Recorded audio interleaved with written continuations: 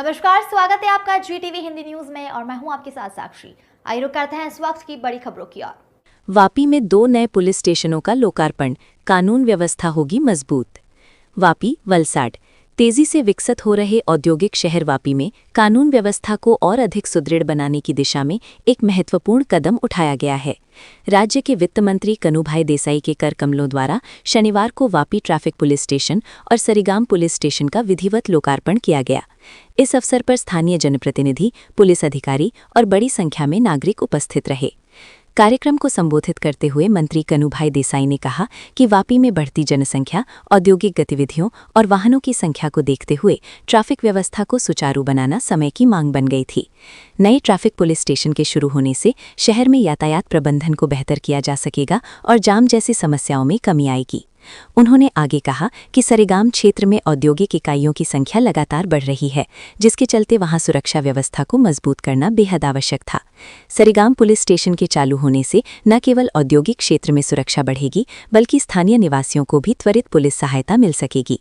मंत्री ने ये भी बताया कि राज्य सरकार नागरिकों की सुरक्षा और सुविधा को सर्वोच्च प्राथमिकता दे रही है तथा इसी दिशा में विभिन्न शहरों में पुलिस बुनियादी ढांचे को मजबूत किया जा रहा है। उन्होंने विश्वास व्यक्त किया कि इन दोनों नए पुलिस स्टेशनों के संचालन से वापी क्षेत्र में कानून व्यवस्था और अधिक प्रभावी होगी। इस अवसर पर पुलिस अधिकारियों ने भी अपने विचार व्यक्त करते हुए कहा कि नए संसाधनों और आधुनिक सुविधाओं से लैस ये पुलिस स्टेशन अपराध नियंत्रण और त्वरित कार्रवाई में महत्वपूर्ण भूमिका निभाएंगे। समारोह के अंत में अतिथियों का स्वागत एवं आभार व्यक्त किया गया। स्थानीय लोगों ने इस पहल का स्वागत करते हुए इसे क्षेत्र के विकास और सुरक्षा के लिए एक सकारात्मक कदम बताया।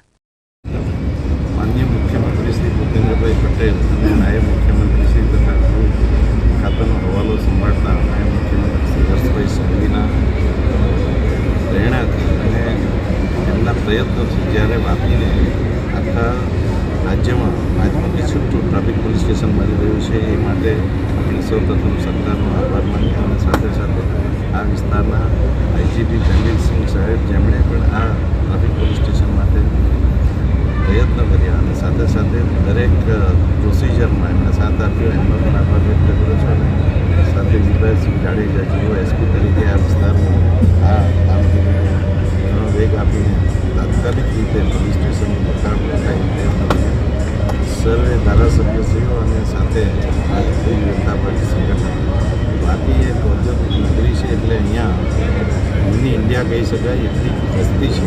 સાથે સાથે ટ્રાફિકની સમસ્યા જે વોટિંગ પોપ્યુલેશન છે એ પણ 1.5 થી 2 લાખનું હોય છે। આ સમય દરમિયાન ટ્રેનના સમય દરમિયાન સવારે કે સાંજે જે સમસ્યાઓ સર્જાતી હોય છે, લાયદુક પોલીસ સ્ટેશન હોવાથી હવે ટ્રાફિકની સમસ્યા હળવી થશે અને ચોક્કસ રીતે લોકોને રાહત થશે।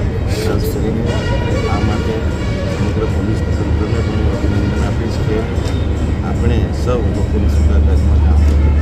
શરૂઆતમાં એકાદ મહિનો લોકોને આ પોલીસ સ્ટેશનની સવલતોનો અને ડિસિપ્લિનનો લાવો મળશે અને ત્યાર પછી જ પોલીસ પોતાની કાર્યવાહી કરશે। આજરોજ વાપી ખાતે વાપીમાં ટ્રાફિક પોલીસ સ્ટેશનનું ઉદ્ઘાટન અને સરીગામના નવા પોલીસ સ્ટેશનનું ઉદ્ઘાટન થયું છે। હવે એ બંને પોલીસ સ્ટેશન થવાથી આ વિસ્તારમાં કાયદો અને વ્યવસ્થા અને ગુનાને કંટ્રોલ કરવા માટે પોલીસને ખૂબ જ ફાયદા થશે। સરીગામ એક મોટો ઇન્ડસ્ટ્રીયલ વિસ્તાર છે અને ત્યાં સમયથી નવા પોલીસ સ્ટેશન બનાવવાની ત્યાં સ્થાનિક આગેવાનોની લાગણી હતી અને એને સરકારશ્રી દ્વારા નવું પોલીસ સ્ટેશન જાહેર કરતાં કે આજરોજ ત્યાં એને શરૂ કરવામાં આવેલ છે। એ જ રીતે વાપી ખાતે ટ્રાફિક પોલીસ સ્ટેશન લોકાર્પણ આજે માનનીય મંત્રીશ્રીના હસ્તે કરવામાં આવ્યું છે। વાપી એક બહુ મોટો ઔદ્યોગિક વિસ્તાર છે અને એ દમણ અને સિલવાસા વિસ્તારને પણ મેઇન હાઈવે સાથે જોડે છે, જેથી કરીને અહીંયા ટ્રાફિકની બહુ મોટી અવરજવર રહેતી હોય છે। એને મેનેજ કરવું એક મહત્વપૂર્ણ અને ચુનૌતીપૂર્ણ કાર્ય છે। તો એને સારી રીતે મેનેજ કરવા માટે ગુજરાત સરકાર દ્વારા અહીંયા એક ટ્રાફિક પોલીસ સ્ટેશનનું લોકાર્પણ કરવામાં આવેલ છે, જેના લીધે આ નેશનલ હાઈવે નવું જે નેશનલ એક્સપ્રેસ વે આવે છે બુલેટ ટ્રેન આવે છે, આ બધા જે યાતાયાતના અલગ અલગ જે સાધનો છે એનાથી જે ટ્રાફિક જે છે એ સુચાरू રીતે ચાલતું રહે તેના માટે આ પોલીસ સ્ટેશન ખૂબ જ મહત્વપૂર્ણ સાબિત થશે.